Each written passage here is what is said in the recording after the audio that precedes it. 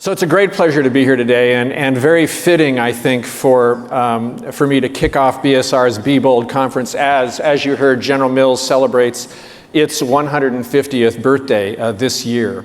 Because being bold is certainly a fundamental piece of what's allowed our company not just to survive, but to prosper for 150 years. And as I reflect on the secret to our longevity and our success, I would say very clearly, it's the unique commitment of our company to service and really to serve the world by making food that people love, which in fact is our company's core purpose. But at the very same time, consistently investing to make the world around us a better place. And this tradition goes back to our company's extraordinary founder, Cadwallader Washburn. Over his life, he was the governor of Wisconsin, a congressman from Wisconsin, a Civil War general, actually on General Grant's team, and he was a great businessman. And when his first and only mill on the banks of the Mississippi River blew up catastrophically in 1878 due to what we know today as unmanaged flour dust, and the entire building was a huge mill, was completely leveled. He could have packed it in, but he didn't. He first went out and he found the safest and the best milling and filtering technology in the world in order to make sure that what had happened never happened again. And then he did something truly extraordinary. He called a meeting of all of his competitors in town, because Minneapolis, then known as the Mill City, they all met at the old Minneapolis Club at the Miller's table. And he basically shared this technology with every single one of them without charge, because he felt, they could be great competitors, but there was no reason for anyone ever again to be injured or killed due to flour dust. And he just felt that that was the right thing to do. He then proceeded to invest, to rebuild, and built the biggest flour mill in the world in the same location. And I tell this story because I think it captures the essence of what our company believes about our role in society. We want to win in the marketplace, absolutely. This is a very, very competitive company. We're 40,000 strong, and we want to win. But we also believe that we can and we should be a force for good. And this belief has perhaps never been more important as our company navigates the enormous changes underway in our industry. Consumer expectations have never been higher. Their values around food are changing rapidly. They're increasingly looking for new qualities in the food they eat. I'm saying they, I should say you. You want food that's simpler. You want food that's less processed. You want food with less artificials. You want to know that the company that produces your food and makes your food shares your values. And at the same time, the planet's changing. More than perhaps any other industry, our industry relies on nature's bounty for the ingredients in our products. Our company's size and scale and global scope allow us to have a material impact on societal issues like climate change, global food security, global health, food safety, and we embrace the opportunity to do our part, and we've made some bold moves in recent years to do just that. We've taken a number of actions in the sustainability arena because sustainability is an important business imperative for us. We know that in order to feed a growing global population, we have to be good stewards of our earth, from the farm to fork to beyond. We need clean water, healthy soil, strong ecosystems, a stable climate, thriving farm communities. We're always looking for ways to improve how we do business and how our suppliers grow our ingredients to protect these natural resources. And these resources are challenged in many, many ways. And as we look ahead, we need to feed more people than ever before with limited resources. So in 2013, General Mills took meaningful action, and we committed to sustainably source 100% of our top 10 ingredients by 2020. And we did that because these 10 ingredients represent more than 50% of our annual raw material purchases. And we're well on our way to achieving this commitment. But we know that the actions of one company are simply not enough. So on this merit, we were very pleased to see a global climate agreement last year. And I would like to pause to say thank you to the speaker who will follow me, Kevin Rudd, who during his time as Australia's Prime Minister was a leader on climate policy within Australia and very much within the global negotiations. So thank you, Kevin. But now we all have to deliver on those commitments. With the help of BSR last year, General Mills set an ambitious goal to reduce greenhouse gas emissions by 28% across our value chain by 2025 and work towards sustainable emissions levels by 2050. Now that's an absolute reduction across our full value chain, not just our own operations, but again, from seed to fork. And we took the broad approach for one reason. This is the only way we can achieve our goals. So for example, from fiscal year 2013 through 2016, we reduced the energy costs in our four walls, in our production sites, by 11% and saved a lot of money on energy and reduced greenhouse gas. And we shared the processes that we used to achieve that with other companies to amplify the benefit. But we know that improving our own operations is not nearly enough to significantly address climate change. After all, that's only 11% of the carbon footprint of the total value chain needed to produce and sell our products. So we've been working across the value chain. As one small example, we've worked with our transportation suppliers in North America to reduce fuel usage by 25% since 2009. And we've been working with our suppliers, farm groups, and agriculture coalitions like Field to Market, the Alliance for Sustainable Agriculture, and the Midwest Row Crop Initiative. We see a particularly powerful way to drive impact with soil health. Healthy soil helps farmers be more productive and resilient during weather extremes. It helps protect water quality and biodiversity, and it sequesters carbon. And just a few hours ago, our Chief Sustainability Officer and the head of the Nature Conservancy's North American Lands Initiative unveiled publicly the Soil Health Roadmap, a study made possible through support from General Mills. The roadmap presents the business case for soil health management practices as the primary lever of change to achieve critical conservation outcomes on U.S. working lands. Our goal is to create awareness and mobilize action, leveraging the case for soil health in areas spanning science, economics, and policy. Now, we know we will have to become increasingly active on the policy side. We believe that a comprehensive national climate policy is needed to truly unleash the innovation of the marketplace and help address this challenge. But addressing climate change is not only about carbon. As you know, greenhouse gases like methane and nitrous oxide are much more powerful than CO2. Methane is 25 times more potent and nitrous oxide 300 times more potent, according to the World Resources Institute.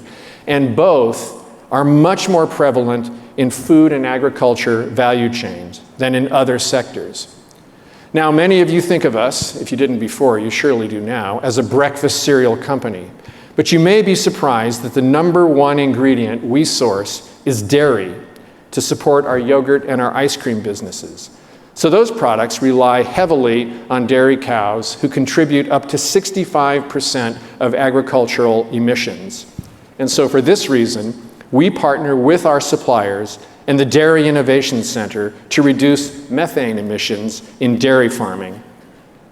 Decarbonization is, of course, vitally important, and more needs to be done. The current add-up of each country's nationally determined contributions under the Paris Agreement do not yet get the world even to the 2 degree centigrade goal, let alone the 1.5 degree aspiration. In the US, we need federal policies that provide proportionate and clear guidance, which are essential for the large-scale investments needed in order to make progress. So we need partners at every level if we truly want to make a difference. And for us, those partners begin with farmers. Farmers have been stewards of the land for centuries, and there is so much that we can learn from them. Without them, food companies like ours would not exist. We have many great partners that we work with shoulder to shoulder in this initiative. BSR, of course, the Midwest Row Crop Collaborative, the Nature Conservancy, the Soil Health Institute, and CARE, to name just a few. And last month, we were recognized as an ag water steward by Ceres and the World Wildlife Fund for our water conservation and restoration work throughout our value chain, from healthy watersheds that are critical to agriculture to our own facilities and manufacturing plants. We've been aggressive in our sustainability efforts, and we're making steady progress, but our work is very much far from done, and we'll need additional partners and partnerships to achieve our goals. We simply cannot do it alone. This is a shared system, and we all have to be part of the solution. Now, there are other ways where our company's size allows us to have a powerful impact on society. There are many best practices prevalent in organic farming, and as our organic business has grown over the past 15 years with brands like Cascadian Farms, Muir Glen, and most recently Annie's, we've dramatically expanded the organic acreage farmed on our behalf. And this part of our portfolio is not insignificant. I think you may be surprised to learn that General Mills is the fourth largest player in the organic food industry in the US, tracking to $1 billion in sales within the next 3 years. We've also used our scale to support cutting-edge food innovation through our venture capital arm, 301 Inc. We've invested in a number of exciting new opportunities, including a plant-based dairy company called Kite Hill, kale chip maker Rhythm Superfoods, a company called Beyond Meat, which creates non-meat sources of protein. And one company that 301 Inc. introduced us to last year is Epic Meat Snacks. We liked them so much that we bought it. Epic is leading the way in bringing regenerative grazing to a bigger market.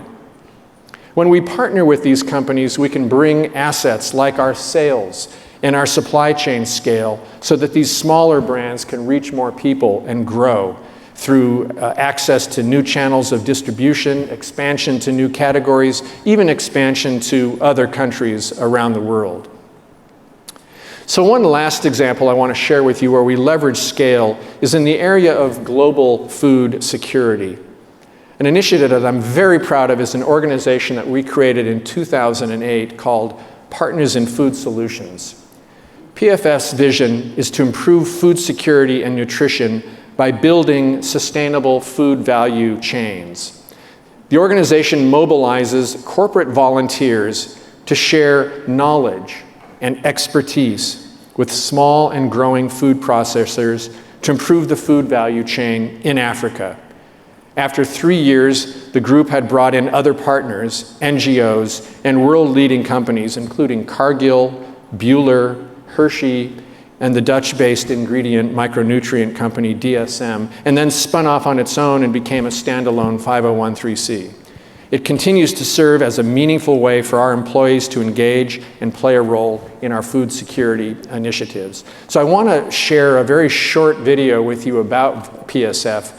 This organization has a very bold vision, and I think it's an example of how we as global players can harness our experience and our knowledge to make a very meaningful impact. And PFS is also a great example of the power of partnerships, which weaves through everything that we do.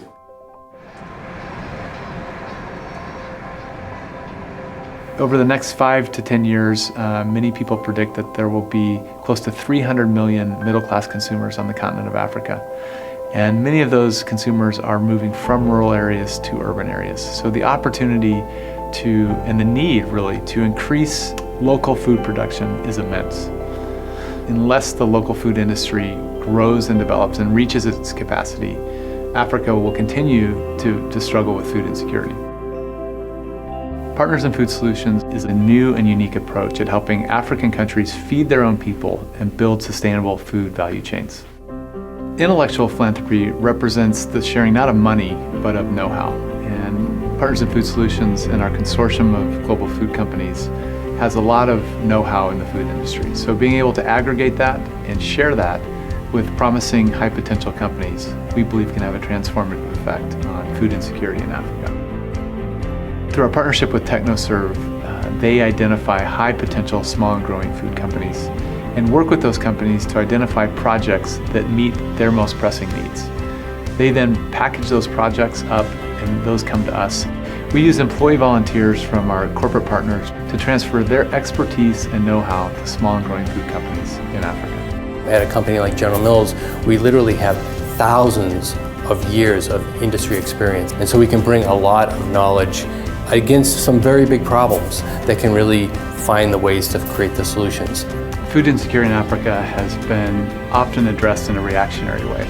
And the opportunity that's there now is to address it in a proactive way. And part of that is by looking at the whole agricultural value chain and finding the places that with a little bit of investment, a little bit of capacity, can be transformative to the whole continent. Africa has so much potential, and the world really needs to begin to see Africa as a producing continent rather than just a continent that's in need. And we're at a place in history where that is actually beginning to happen.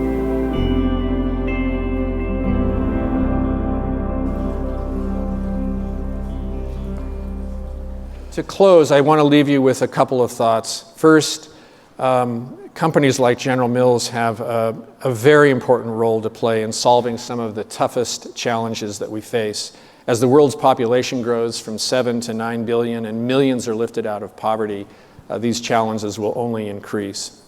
All sectors of our industry and government will need to come together to identify and implement the best solutions. And I'm so encouraged by the collaborations that are beginning to form, many of which I've highlighted briefly today. I look forward to our company continuing to leverage our scale for bold action, to leverage big as a force for good, and to help secure our shared future. I want to thank you for our time, my time with you today. It's such an honor for me to be here to represent General Mills. I think we've got some time for questions and Q&A now, so I think, Eric, turned over to you. Great. That's wonderful. Thanks a lot. Where do I go? Preference or left or right? Doesn't matter. Go here. Go ahead. Great. Well, Ken, first let me say hello to all of you. My name is Eric Olson. I'm a Senior Vice President of Advisory Services at BSR, and among the other things I've enjoyed doing over the past couple years, working with Ken and his team has been one of the highlights.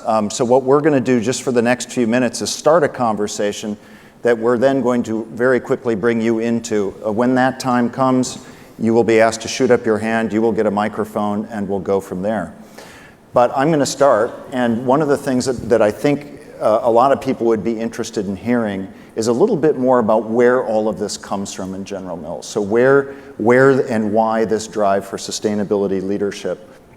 And I'll base that, or maybe season that with my own personal experience and story, working with the team. The two things were simultaneously clear. On the one hand, deep grounding in the business. So I remember very clearly conversations where we thought we were talking about climate goals, but 80% of the time we were actually talking about continuity of supply, quality, what's going on with ingredient prices. So a deep grounding in it. The other end of the spectrum, I think it was you at some point in the meeting, pivoted very quickly to right thing to do. And I have to say, as a beleaguered sustainability advocate who's often challenged to give the business case for everything we're doing, it stops me in my tracks when someone sitting in a chair like yours turns the conversation to right thing to do. So there's clearly a mixture there. Tell us exactly how that works and where it comes from. Gosh, where do I start? Where do I start? So, well, look, I did want to tell the little story about our founder that goes back a very long time ago. But General Mills, our core value is do the right thing, and we've been engaged in a number of issues over many decades. Whether it's food insecurity, which goes back to the post-war period of World War II, to issues around inclusion and diversity, going back many decades, to the way we formulate and make our products, continually. So we're very committed to to doing the right thing. And I think that story exemplified that. I think the sustainability initiative specifically, there are a number of routes to that. I think, first of all, General Mills, we know that our employees want us to be focused in two areas. And we know that because we have regular conversations with our employees around the world. And we know that the two things that are most on their mind of how General Mills engages externally are food security. We're a food company and we ought to be helping. We ought to be helping with this issue in any way that we can. And the second issue is sustainability, and we hear that vocally from our employees. And so part of it, I think, is who we are. And by the way, it's a personal passion of mine. So it's partly me. It's very much echoed by the employee base. But I'll tell you, there's a pretty strong consensus within the food industry because, as I said, we so clearly depend on natural systems for our survival. I would say there's a pretty strong consensus that sustainability is a critical issue. We have to do something about it. Not just General Mills, but many food companies in our industry. Many of our retail partners have been quite vocal and quite visible in this area. Walmart, as an example, a very visible leader of the Midwest Row Crop Initiative, and there are many, many others. So I think as you look up and down our value chain, you see, I think, a pretty strong consensus around the importance to taking action. So that's sort of one part of the answer to the question, why. I think the other answer, and you referenced it in the question, you sort of said it goes back to the business. I get paid as a leader of this company to understand the risks that we face. And through a process that's very well known, I'm sure to many of you in this room, enterprise risk management is right at the top of my accountabilities. I'm expected to not have a plant wiped out by an earthquake, by taking actions to make sure that it's fortified to prevent that from happening, to prevent fraud, to prevent cyber security issues. There's a laundry list of risks that have been identified by my team, by the audit committee of General Mills, and we're expected to have a plan. And clearly there is a very strong scientific consensus that climate change poses a risk to our future, and we need to have a plan and we need to do something about it. So I think part of it is a very pragmatic risk management kind of approach that we're very good at, actually. Super. So picking up on one of those points and something you made a very strong case for in your remarks, we talked about partnership.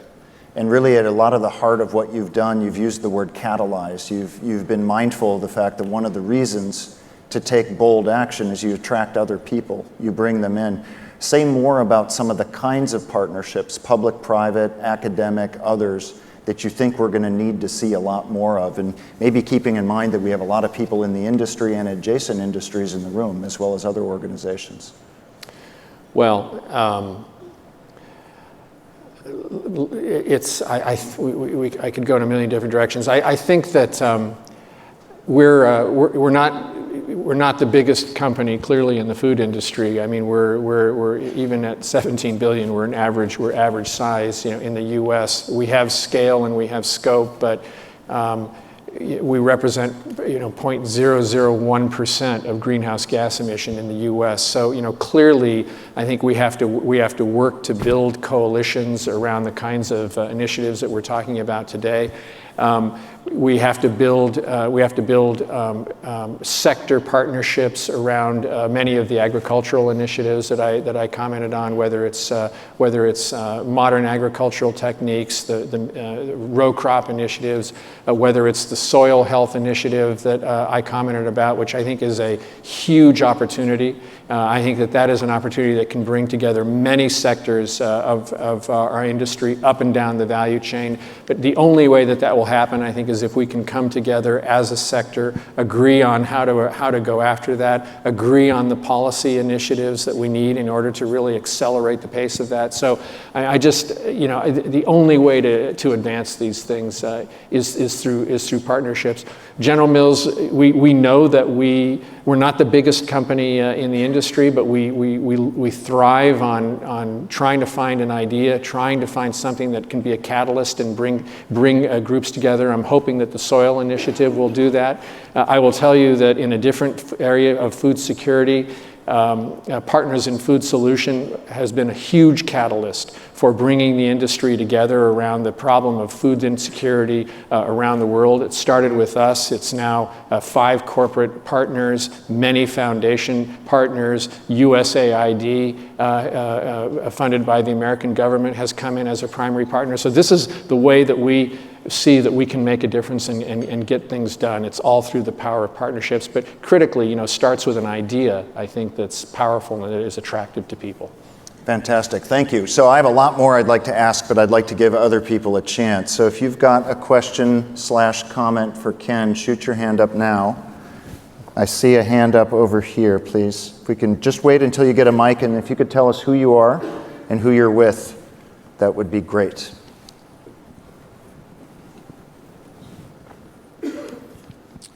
Hi, I'm Per Loving with 3BL Media. And I was intrigued, Ken, with something you said at the beginning of your talk. You said consumer expectations have never been higher. And consumers are really good about holding your feet to the fire. So I think that's a very healthy thing for a CEO to be saying. And I guess what I'm wondering is, are other stakeholders that way? In other words, are expectations at a high level across the rest of the market and the systems that you operate in? In other words, is that, I got the sense when you said consumer expectations are higher that really helps drive some of what you do at your company. Are the other stakeholders also exerting that kind of pressure to encourage that?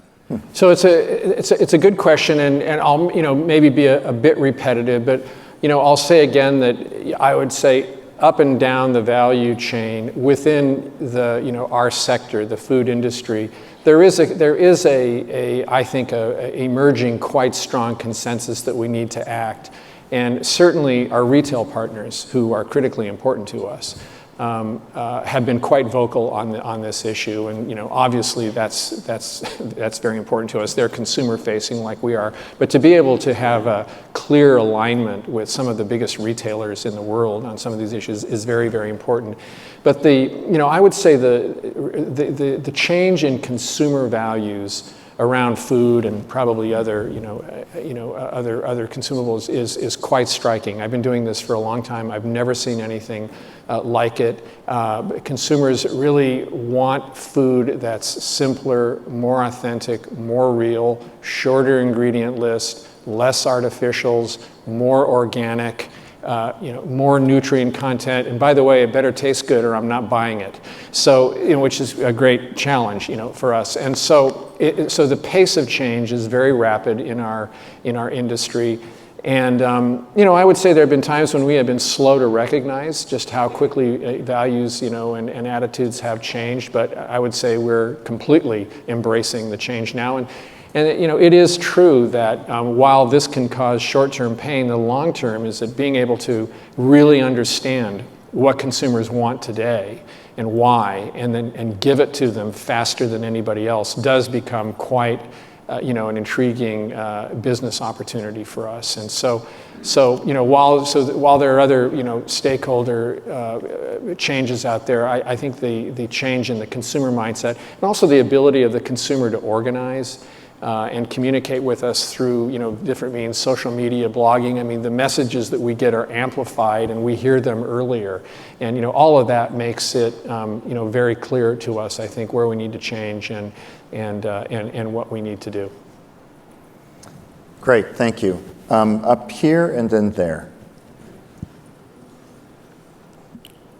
Hi, thank you. My name is Chris Wolf with CARE, so thank you for your partnership. Yeah, thank you. My question is about how you lead General Mills to think of the pre-competitive or versus the collaboration that might happen later in your industry when there are solutions that certain things you need to build to fix for yourself. Sometimes there are challenges that you have to work all together. How do you look at that in a competitive landscape? Yeah. It's a good question. I think that, so the question is about, sort of pre-competitive collaboration and cooperation. First of all, we have to be very careful about how we define competitive and pre-competitive, or, the penalties are big for not getting that one right. But, I would say that we're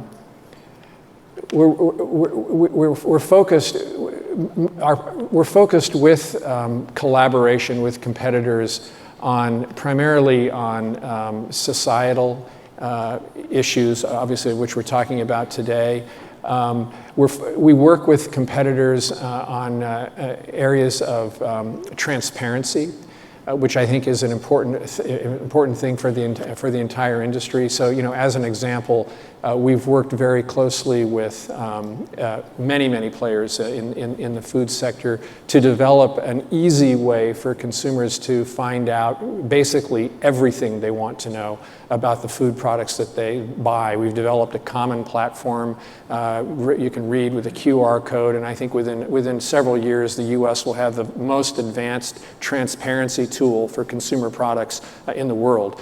People may want to find out more about organic today, or they may want to find out about General Mills' sustainability initiatives, but I can promise you that there are people out there very passionate about wanting to know how General Mills has oversight around labor practices around the world. Of course, we work with you guys very closely in that regard with regard to the cocoa value chain in Africa. There are consumers who want to know what we're doing and how we're doing that, and we can't print all of that on the package. And so I think transparency and making it easy to find out these things is another important area of pre-competitive collaboration. Great. Please, over here.